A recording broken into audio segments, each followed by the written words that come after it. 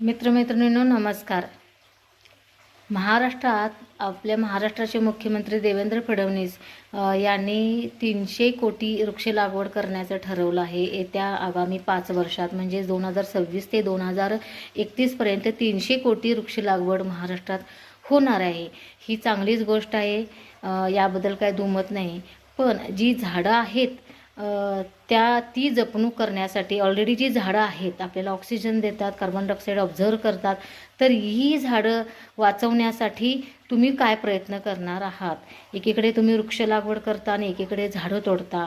हे वेगवेगळे दोन विचार इथं दिसतात.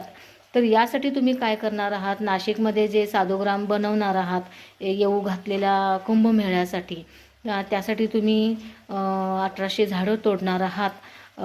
तर त्या तपोवनातल्या झाडासाठी तुम्ही काय प्रयत्न करत आहात या संदर्भात पण तुम्ही जनतेशी बोलावं.